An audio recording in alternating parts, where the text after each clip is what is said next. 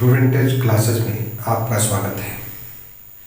आज के क्लास में हम लोग यह देखेंगे कि भारतीय कृषि अनुसंधान परिषद द्वारा भारतीय मिट्टी को अंतर्राष्ट्रीय स्तर पर तुलनात्मक बनाने के लिए जो वर्गीकरण किया गया है, जो विभाजन किया गया है, उसके संबंध में हम लोग आज के क्लास में पढ़ेंगे।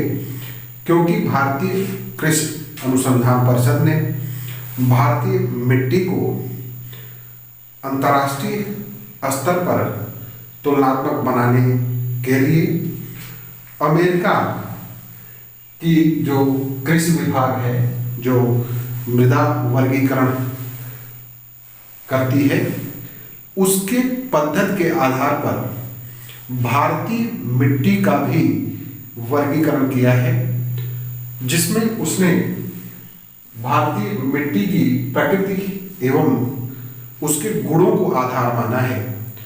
अर्थात भारतीय मिट्टी के प्रकृति एवं गुणों के आधार पर उसने जो है भारतीय मिट्टी का वर्गीकरण किया, जिसके आधार पर अंतर्राष्ट्रीय स्तर पर भारतीय मिट्टी की तुलना की जा सके। ठीक है, इसको किस के आधार पर, किसकी पद्धति पर वर्गीकृत किया गया? संयुक्त राज्य अमेरिका के कृषि विभाग USDA मृदा वर्गीकरण पद्धति पर आधारित। ठीक है, इस तरह से उसने भारतीय मिट्टी को 11 गणों में विभाजित किया।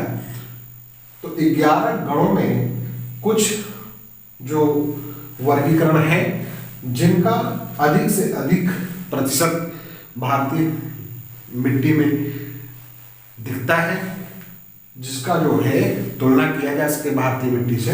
तो जैसे इंसेक्टिसॉल है, वो भारत में 39.74% क्षेत्र पर फैला हुआ है। एंटीसाल 28.08% पर, एल्फीसाल 13.55% क्षेत्र पर, वर्टिसाल 8.52%, एरिडीसाल जो है 4.28% पर, अल्टीसाल 2.51% पर और मालीसाल 0.4% भाग पर, तथा अन्य जो बाकी हैं वो पूरे 2.92% भाग पर फैले हैं। देखिए, यहाँ आपको मिट्टी का नाम अलग दिखेगा। अंतर्राष्ट्रीय स्तर पर भारतीय जो मिट्टी के नाम है, लाल मिट्टी, काली मिट्टी, लेटराइट मिट्टी, उसकी पहचान इन नामों से नहीं की जाती है, बल्कि उसकी पहचान इन नामों से की जाती है अंतर्राष्ट्रीय स्तर पर।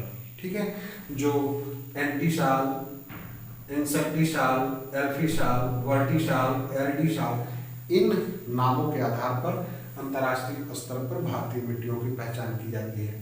तो इसे हम देखते हैं कि इंसेक्टिसाल जो 39.74% भागों पर फैली हुई है, ये मिट्टी भारत में गंगा सिंधु के मैदानों के कई मृदाओं से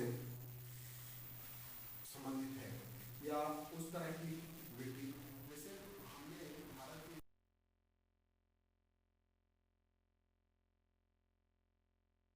जल का भाग नहीं पहुंचता है, वहां इसे बादल मिट्टी कहते हैं।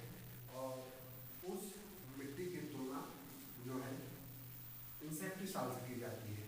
हम लोग खादर या बांगर कहते हैं, और यहाँ जो है इंसेक्टिसाल कहा जाता है। ठीक है, और ब्रह्मपुत्र घाटी की मृदाएं भी इसी प्रकार की मृदाएं, कुछ मृदाएं, पूरी तो नहीं, क्योंकि उसमें नवीन जलोढ़ की मिट्टी आती है, तो उसको दूसरे वर्ग में रखा गया है। ठीक है, दूसरा वर्ग है एंटीसाल, 28.08% दूसरे नंबर पर है।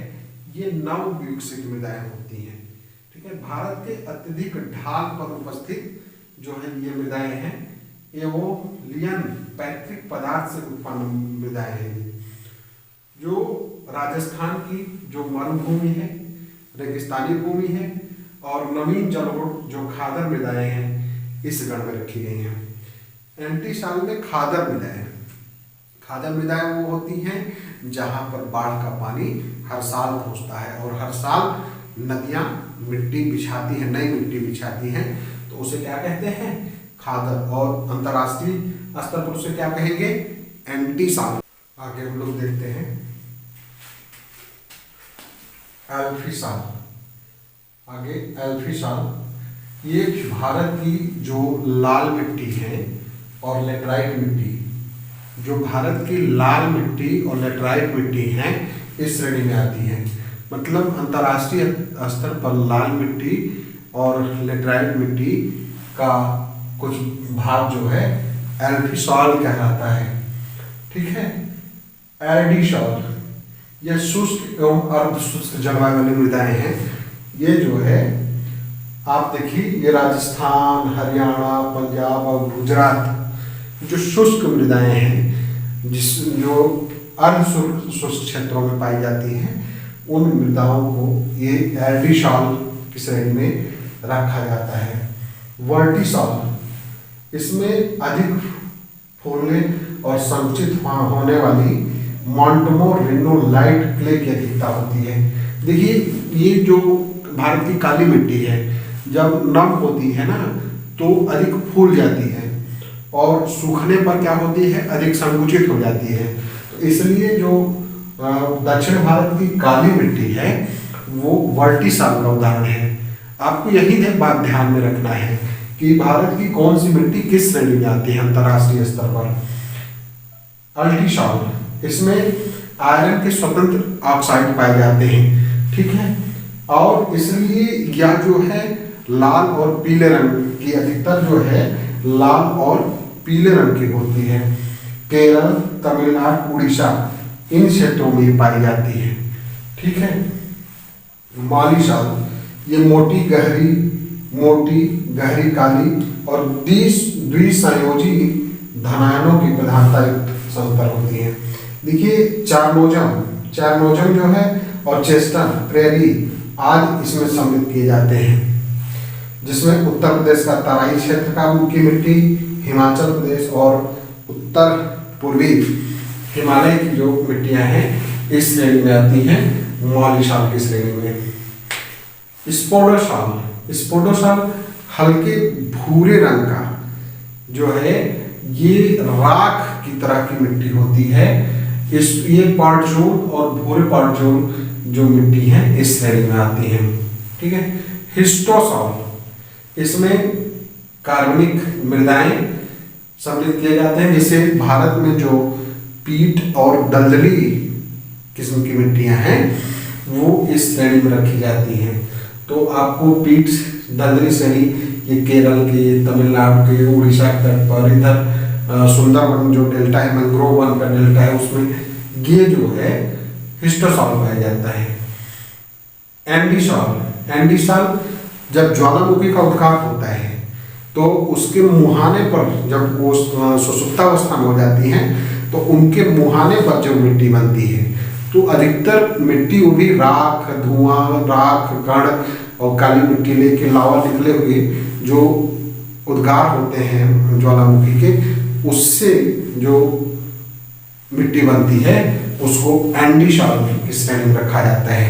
ठीक है। ऑक्सीसॉइल ये अपक्षयित मृदाएं इसमें आती हैं, जो अधिकतर अपक्षयित हो जाती हैं, जो कट पिट जाती हैं, और कट पिट के जो मिट्टी बनती है वो जो है इस श्रेणी में आती है। किस श्रेणी में? ऑक्सीसॉइल। इस तरह से भारत की जो मिट्टियां हैं, 8 प्रकार की मिट्टियों को अंतर्राष्ट्रीय स्तर पर जो है तुलना करने के लिए 11 गणों में विभाजित किया गया है और इसकी प्रकृति एवं गुणों के आधार पर इसकी तुलना की जाती है। ठीक है।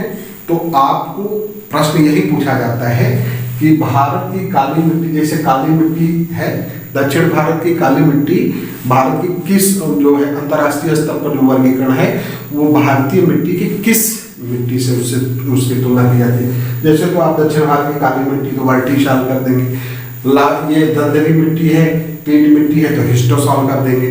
तो इस तरह से आपको इस बात को तैयार करना है। ठीक है।